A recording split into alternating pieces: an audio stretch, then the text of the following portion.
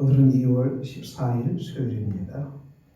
오늘 우리 주신 하나님 말씀은 욥기 11장 10절부터 보겠습니다. 하나님이 두루 다니시며 사람을 잡아 가두시고 재판을 여시며 누가 능히 막으소냐? 하나님은 허망한 사람을 아시나니 악한 일은 상관하지 않으시듯 하나 다 보시느니라. 허망한 사람은 지각이 없나니 그의 출생함이 들나귀 새끼 같으니라. 만일 내가 마음을 바로 정하고 주를 향하여 손을 들 때에 내 손에 제약이 있거든 멀리 버리라. 뿌리가 내 장막에 있지 못하게 하라. 그리하면 내가 반드시 흠없는 얼굴을 들게 되고 굳게 서서 두려움이 없으리니 곧 내 환난을 잊을 것이라. 내가 기억할지라도 물이 흘러감 같을 것이며 내 생명의 날이 대낮부터 밝으리니 어둠이 있다 할지라도 아침과 같이 될 것이요 내가 희망이 있으므로 안전할 것이며 두루 살펴보고 평안히 쉬리라. 내가 누워도 두렵게 할 자가 없겠고 많은 사람이 내게 은혜를 구하리라. 아멘. 오늘 욥기 11장 10절부터 주신 하나님의 말씀입니다. 오늘 말씀은 이 욥의 친구 라마 사람 소발이 하는 말입니다. 그럼에도 불구하고 이 속에서 우리가 하나님의 말씀을 받읍시다. 세 친구들의 말이 욥에게는 잘 적용이 안 되는 말이죠. 보편적인 일반적인 얘기를 하기 때문에 욥에게는 잘 적용이 되지 않습니다. 그러나 여기에는 보편적인 어떤 진리를 얘기하고 있어요. 본문에 보면은 허망한 사람은 지각이 없고 출생함이 들나귀 새끼 같다. 그리고 마음을 바로 정하고 주를 향하여 손을 들 때에 제약이 있거든 멀리 버리라. 뿌리가 내 장막에 있지 못하게 하라. 일반적인 법칙이죠. 우리가 하나님께 기도하러 나갈 때 우리 손에 죄가 있거든 우리가 멀리 버리는 것입니다. 또 뿌리가 우리 장막에 있지 못하게 하는 것이죠. 우리가 하나님 앞에서 자신을 바라보는 것입니다.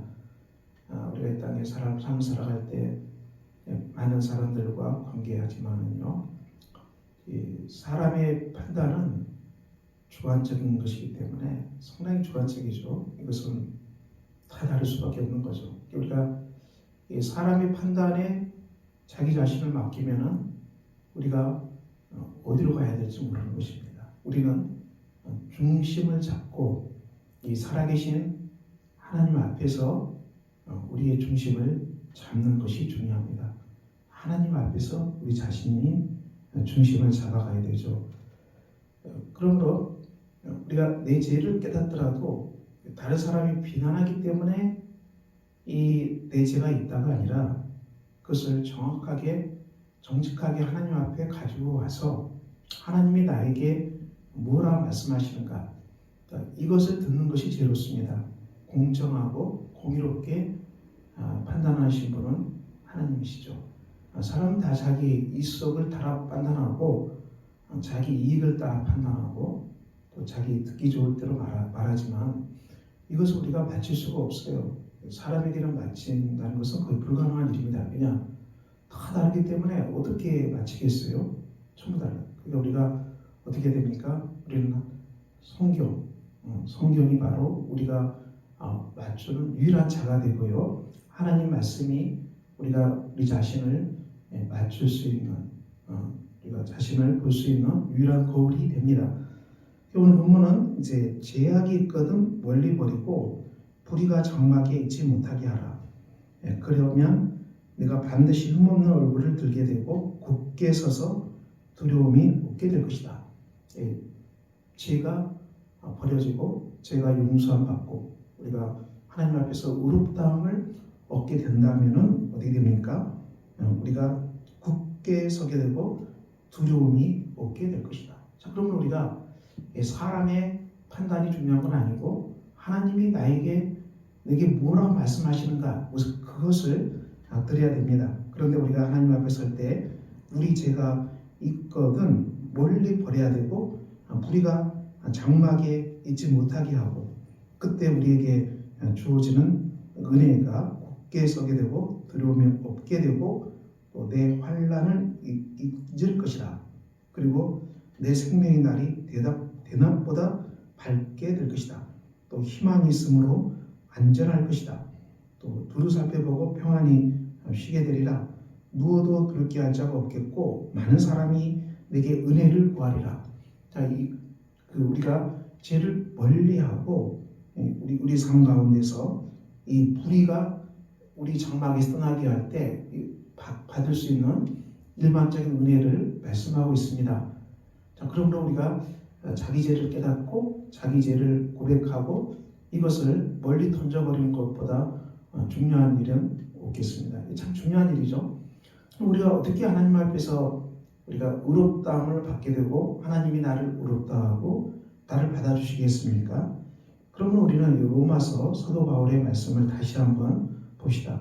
로마서 3장 우리가 알거니와 무릇 율법이 말하는 바는 율법 아래에 있는 자들에게 말하는 것이니 모든 입을 막고 온 세상으로 하나님의 심판 아래에 있게 하려 함이라. 율법의 행위로 그 앞에 의롭다 하심을 얻을 육체가 없나니 율법으로는 죄를 깨달음이라. 그러므로 우리가 율법의 명령 그걸 다 지킬 사람은 없다는 것입니다. 율법을 100% 지켜서 의롭다함을 얻을 육체가 이 땅에는 하늘도 없다는 거예요, 여러분. 우리가 사람 보기에 저 사람이 더 의로운 것 같고 저 사람이 더 깨끗한 것 같아도 하나님의 율법 앞에 자기 자신을 정직하게 대면하면 의롭다함을 받을 육체가 하나도 없는 것입니다. 모든 사람이 죄를 범하였으므로 하나님의 영광에 이를 수가 없었던 것이죠. 그러므로 우리가 이 땅에서 내 자신의 부족함, 연약함은 우리가 율법을 보고 깨닫고요. 거기에서 죄를 깨닫고 그렇지만 우리가 여기에서 멈추면 희망이 없는 것입니다. 죄가 깨달아진다 하더라도 어떻게 해야 됩니까? 21절 율법 외에 하나님의 한 의가 나타났으니 율법과 선지자들에게 증거를 받은 것이니라.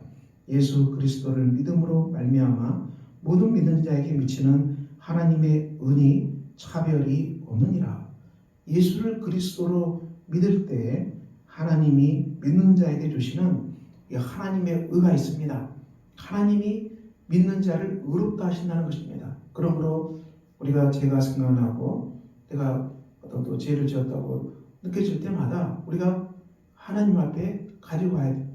주님 앞에 가지고 가고 예수 그리스도께서 십자가에서 내 죄 때문에 죽임 당하셔서 내가 십자가의 은혜로 십자가의 대속함으로 죄 용서함 받고 하나님이 나를 의롭다 하신다. 이것이 바로 복음입니다. 이보다도 귀한 일이 있겠습니까? 우리가 죄가 깨달아질 때 제가 깨달을 때마다 하나님 앞에 나아가서 우리의 죄를 주님 앞에 다 고백하고 하나님이 우리의 죄를 용서하셨음을 믿고 그리고 이 하나님이 주시는 이 하나님의 의를 우리가 받는 삶이 복된 삶입니다. 모든 사람이 죄를 범하였음에 하나님의 영광에 이르지 못하더니 그리스도 예수 안에 있는 속량으로 말미암아 하나님의 은혜로 값없이 의롭다 하심을 얻은 자 되었느니라. 이것이 기독교 복음입니다. 그리스도 예수 안에 있는 속량입니다. 예수 그리스도께서 이 피 흘리시고 죽임 당하시고 살을 찢으시고 지키시고 그리고 우리를 위해서 십자가에서 고난 당하신 그리스도의 피, 이 귀한 이 엄청난 이 놀라운 것을 다 지불하시고 우리를 하나님의 자녀로 사셨습니다. 이 속량이란 말은 우리를 이제 샀다, 우리를 다시 구했다 그 말씀이죠. 우리가 하나님의 은혜로 값없이 의롭다 하심을 얻었습니다. 이것이 우리가 붙들 수 있는 유일한 희망입니다.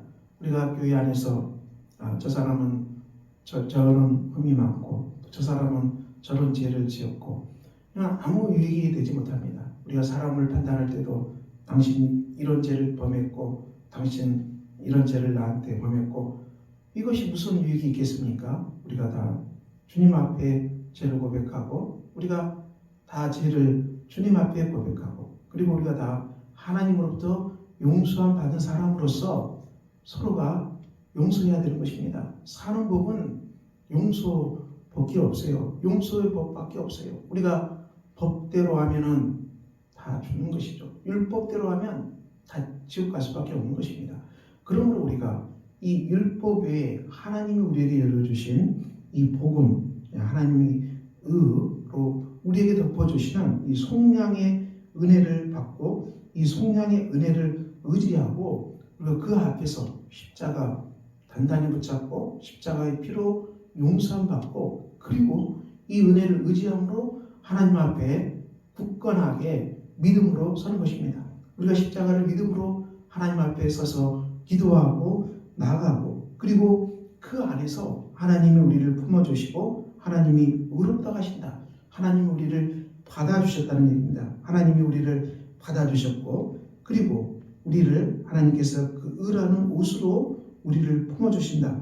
내 생명의 날이 대낮보다 밝게 될 것이고 그리고 우리에게 희망이 있고 안전하고 평안이시고 누워도 두렵게 할 자가 없을 것이다.